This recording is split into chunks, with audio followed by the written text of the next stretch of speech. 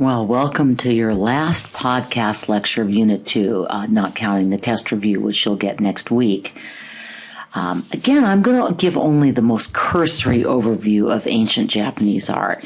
We'll return to Japan when we study Buddhist art, and then again when we examine the influence of Japanese woodcuts on 19th century art. But Japan, like China, is not going to get fair and even treatment in this course. I regret that. It's just the way it's going to be. We're not going to be studying Neolithic Japan, and in fact, these aren't even Neolithic. The people who made this extraordinary pottery were actually hunter-gatherers. This was before agriculture. And I'd also note we don't know the significance of the rope motifs, but I just wanted you to see more of this extraordinary pottery and to note that this predates the pottery wheel, which really makes it a remarkable achievement of craftsmanship. These bells are probably the most famous of Japan's bronzes, and they reflect the growing contact with China. Basically, Japan first imported bronzes and then figured out the technology and began to do its own, something Japan's been good at for a very long time. I'd note that these bronzes are much later than the Shang and Zhou dynasty bronzes we looked at in the last class. They date from about 300 BCE to 300 AD. By the way, your book doesn't usually say AD, Anno Domini, Year of the Lord, or CE for Christian era. They just leave it out altogether. It's always awkward to note whether one is going to use that kind of a religious designation. I grew up saying AD, and I'm just going to say it when we're at a point where there might be some question about which of the two it would be. Any rate, we know that these bells were used for ceremonial occasions. Just what those ceremonies entailed isn't entirely clear. They were decorated with patterns depicting plants and animals. I think this is interesting. These patterns included dragonflies, praying mantises, and spiders. And your book says that we don't really know what the purpose of these symbols were, but one thing I read suggested said that some historians have noted that these are natural predators of the insects that attack rice paddies, which was Japan's staple crop even as early as this. And so these art historians think that these symbols may have been used to ward off infestations of insects. So this might be art as an insecticide, which was a new one to me. The next period in Japanese history, and I'm not even going to give you the Japanese name, it's in your book, it's not something I think you need to memorize, is the tomb period. The Japanese word means tomb. So these are huge earth pit tombs called tumuli. The singular is tumulus. This is a leftover from Latin. And these tumuli yielded up vast quantities of grave goods, including the main figure we're going to look at because it relates so well to some of the other figures that we're studying. These are Hanuwa warriors, and they were not found in the tombs. I think this is very interesting. Instead, they were set in a row around these tumuli that I just showed you, or placed on top. So what might this placement suggest about the function of Haniwa as compared with some of the other funerary statues we've seen? Well, it's interesting. They seem to be protecting the graves, not accompanying the deceased to the afterlife. So you think of the Nile figures in the riverboat or Qin's army. These are not, future companions of the people being buried. Instead, they're protecting the graves. They're fighting for, not with, the people buried in the tombs and the people who buried them. I'd note these statues were several feet high, and the number of statues surrounding a grave would indicate the status of the person buried there. I just showed you the tomb of the Emperor Nontoku. His tumulus had about 20,000 of these figures. I'm going to talk a little more about these statues, but first I want you to watch a brief, not especially well made, but I thought interesting video about how terracotta sculptures are made.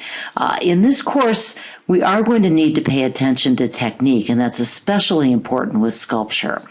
By the way, you're going to see this video in class, but if you're looking at this class online, I have put it on Moodle. Okay, I assume you've now watched the terracotta making video. So on the right, you see our old buddy, there we go, sorry. Now on the right, you see our old buddy, the Qin Dynasty terracotta soldier. And on the left, the terracotta Hanawa soldier. I just talked about this, but again, what was the apparent difference in their function? The Hanawa warrior is guarding his emperor from evil spirits. The Qin warrior appears, at least, to be poised to march into battle alongside his emperor. And we know that that emperor was a fierce and successful warrior. I think something that I failed to mention in my podcast, I hope I remember to mention it in class, was that this was the emperor who built the Great Wall of China. Anyway, this is a subtle but important difference in their functions. And what about differences in their appearance? I'd say the Qin warrior is more sharply defined and really more lifelike. We know, in fact, and I did say this, that these warriors were actually modeled on real soldiers. The Hanawa warrior is much more stylized. The shapes are more stylized. You have an unnaturally cylindrical shape. Reminds me of the Sumerian figures. And the face is simpler. It's not as individualized, but somehow it's sweeter. It reminds me actually a little bit of a child's doll. Your book uses the word whimsical. I like that.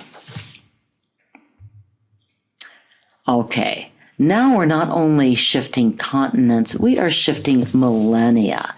The last works of art I'm going to introduce in this unit are from Central Africa.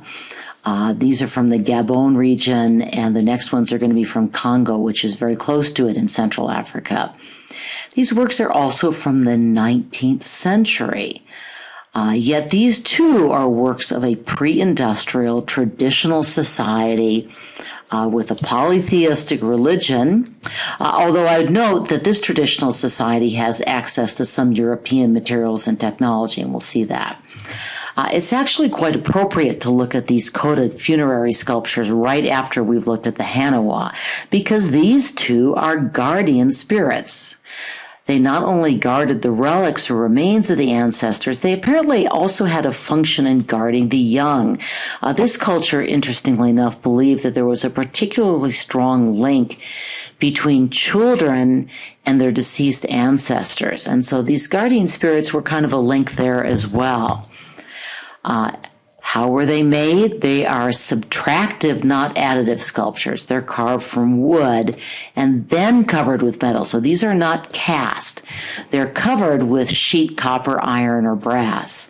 Note that the face and the hair are highly stylized and the body is almost entirely abstract.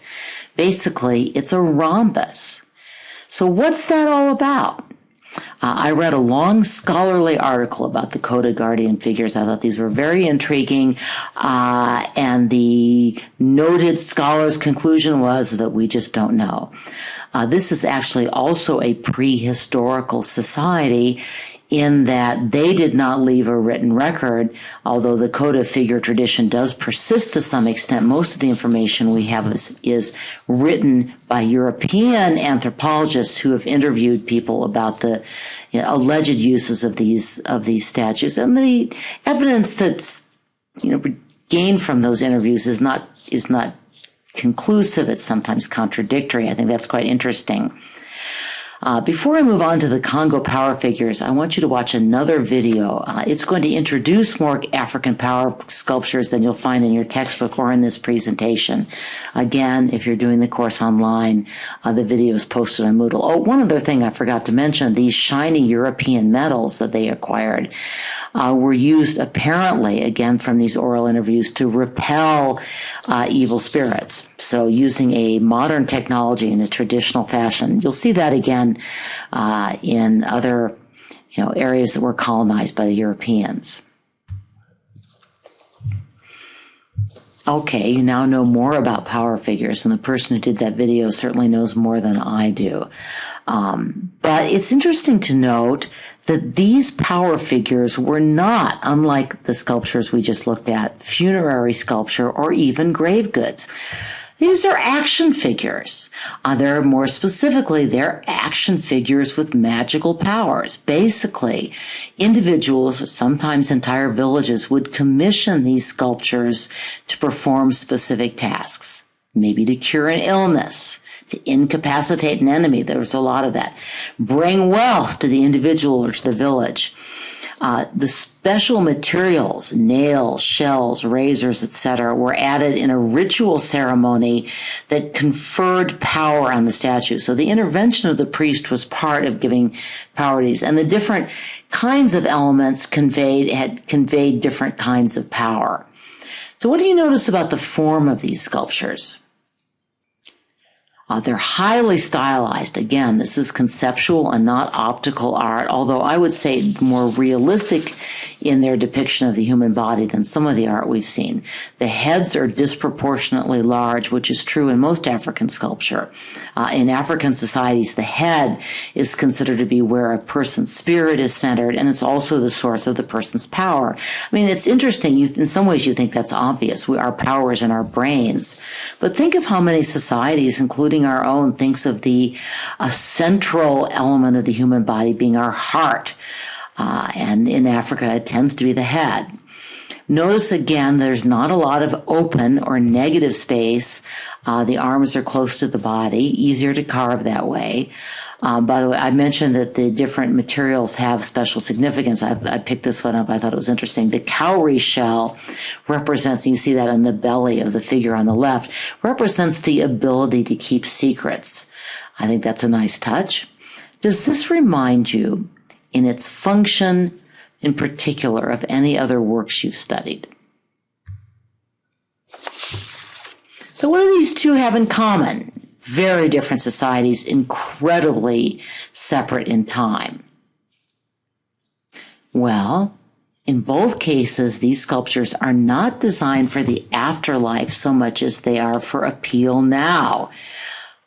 Also, their patrons, that's an important term in art history, are, to say ordinary citizens is not quite correct, because almost certainly persons with the wealth and status to pay an artist to create a Congo power figure or a Sumerian votive figure, you're probably not talking about the poor citizens of your community. But this is not just kingly art. These were commissioned works for real people who were not necessarily at the very apex of their society.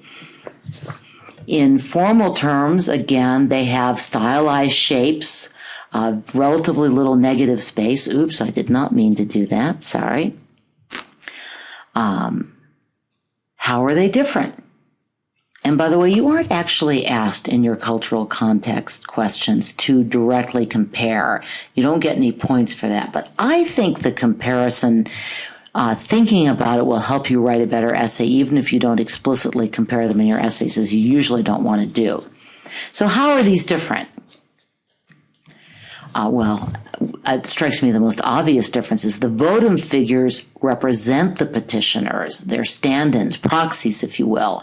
They do not themselves become infused with power in the same way that these power figures actually become, as I said, action figures that can accomplish something. The Sumerians expect the gods to do the healing, the enriching, the smiting. In the African religion of the Congo power figures, the figure itself becomes, if you will, a magical power figure that can accomplish these. When you look at this comparison, you should have a little bit better idea of why we've included what seemed to be a really random collection of art at the end of this unit. The College Board asks teachers to spend 20% of the course time on non-Western cultures. And to make our lives more complicated, they count ancient Egypt and the ancient Near East in that, but they tend to discourage using these in many of the comparisons. They really would like you to use an Asian, an African, or a North or South American, that is Native American image when you answer these cultural context questions. So part of what we're doing, frankly, is trying to put some tools in your toolbox. But I was also selecting, and I actually had some guidance in this from the person who taught my art history course, trying to select works of art that you might be able to use with the kind of questions that the College Board asks. Now, you've already, I hope, looked over the cultural context questions that I handed out. These are all of these kinds of questions from 1999 through 2013, and you'll notice there are some pretty clear patterns. And I'm going to look at some of these questions and some of the pieces of art you might look at. And by the way, by the time you actually take this test, you will have so many more pieces of art. Let me also note that if you don't get to the end of this podcast, you have those videos, you have business to conduct. You can listen to and watch the rest of this on Moodle where I will put it. At any rate, what are these sacred spaces? I'm not going to review the exact questions. You should have already looked over them. There are frequently asked questions about sacred spaces. What sacred spaces are you seeing here? And how is their appearance related to their function? On the left, you see the great ziggurat of Ur as reconstructed by Saddam Hussein. On the right, the mortuary temple of Queen Hatshepsut. So, how does their appearance relate to their function? Let me just note, when you're actually writing these AP essays, these are 30-minute essays. You have some time and are expected to take that time. So part of what you're expected to do is fully identify the work. Say everything you can about where it is, what it is, later on, who the artist was. You're not going to know that in this case. And go ahead and describe what you see. So in the ziggurat, you see the structure reaching toward the heavens. You see the cella on top. You see the passageways leading up. You could mention the bent axis approach, where the stairs don't lead you directly to the door. Similarly with the mortuary temple, the causeways leading up, the succession of buildings leading to more and more sacred spaces. Put in that description, even if it's there in the picture. Put it in. Show that you understand what you're seeing. What about in terms of their function? How does their appearance serve their function? Well, both buildings clearly reach toward the heavens, as most sacred spaces do. Both have those long rising entranceways. I think those are signaling that the supplicants, people approaching these religious spaces, are rising toward a higher power. They have to travel up and a considerable distance. They have to make an effort to reach the god's heights. The bent axis entrance of the ziggurat suggests that the gods can't be approached easily or lightly. So does the secrecy of the inner temple precincts.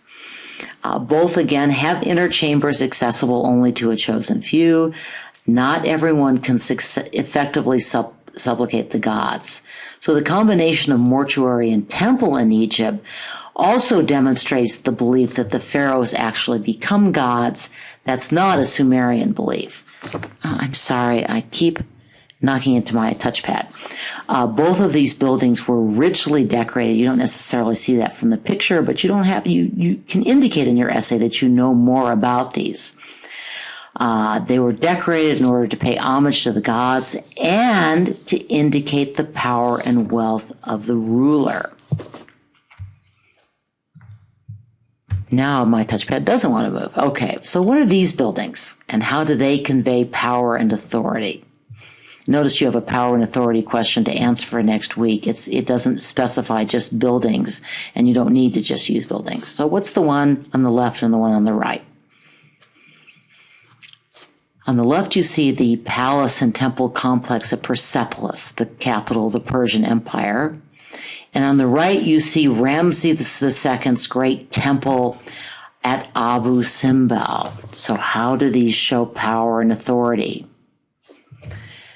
Well, one of the ways they both show power and authority is monumental size. Capitals in particular, or temples or cathedrals, these were designed to impress ordinary people.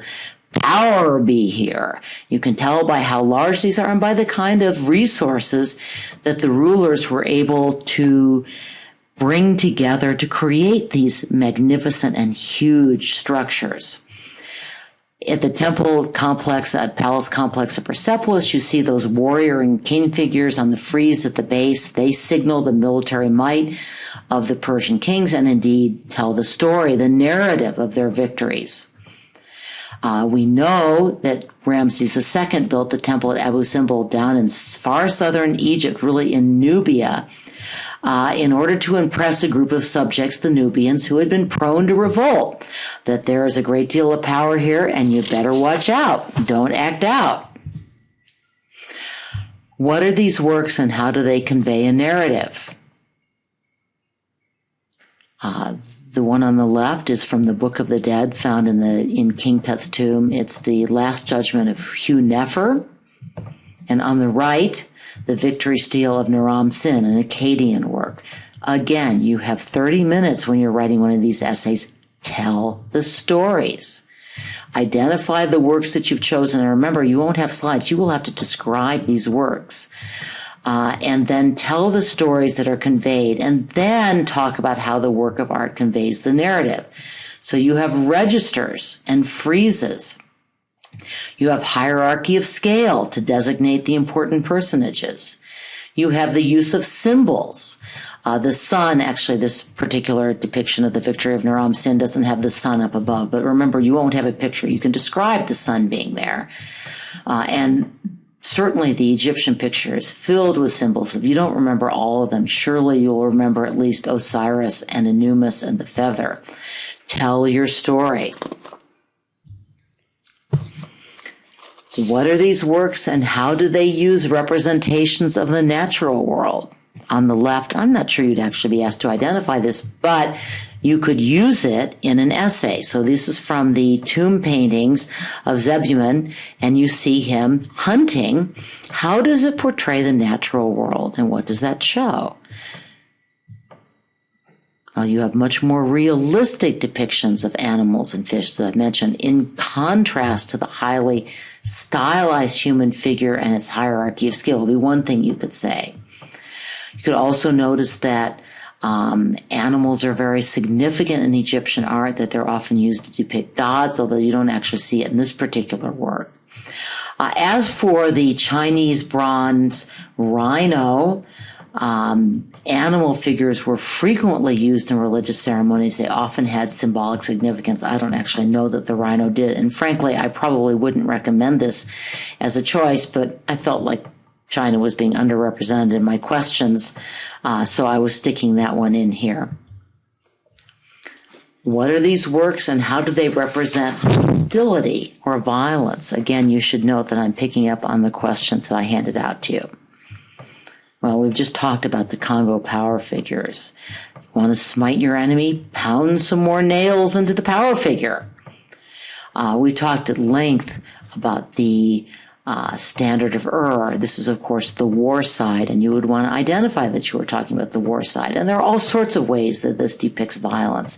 It shows the narrative. It shows the Sumerian soldiers looking virtually identical and marching in lockstep while the enemies are naked, defeated, in disarray. You see the chariots portrayed, a very important implement of war at the time. You see the very large king portraying his power and his leadership in battle. And I love the fact that the bottom panel shows the horses running progressively faster as they move toward the enemy. These are just a few ideas, and I actually hope that as you've paused, you've come up with a lot of things that I didn't mention. In our final podcast, it won't be an actual lecture, I'm going to give you some test review, prepare you for your first unit test, a kind of podcast that in the future will just be posted on Moodle. Then we move on to the unit test. You need to have your PowerPoints ready for your fellow students to review in preparation for the test. And then we move on to Greece and Rome. Oh! I can't believe it. I didn't print this one up. I'm sorry. Another question. What are these works and how do they represent cultural values about women and about families? As we've talked about before, the tomb of King Tut actually shows a surprisingly warm and affectionate and equal status for his wife, who's also his half-sister. We talked about the fact that the family members are portrayed very much according to the conventions of human figures, but that the dancing girls, lower class women, are really portrayed more as animals, more realistically. We see an uncharacteristically intimate picture of family life in the Amarna period work. I think I'm running out of steam here, but you get the idea of some of the points you can make, and you need to begin to develop in your own mind, again, a toolbox of works that you might use on these essays. What are these works and how do the materials they used have cultural significance? I'm sorry, I think the printer just failed to print out the last few slides, and so I thought I was done. The coffer statue on the left, I hope you recognize that one, is made of diorite, a very, very hard and difficult carved stone, difficult stone to carve. It's getting late, my apologies. And that helped symbolize the eternity of the pharaoh and of the Egyptian kingdom. I didn't actually talk about this much, and I hope we will return to it when we do Buddhist art, but jade has a great deal of cultural significance in China. It actually represented, rather like the dragons did, the meeting of heaven and earth, and eternal life, contact with the gods. It was also, by the way, a very, very hard stone, again, representing eternity.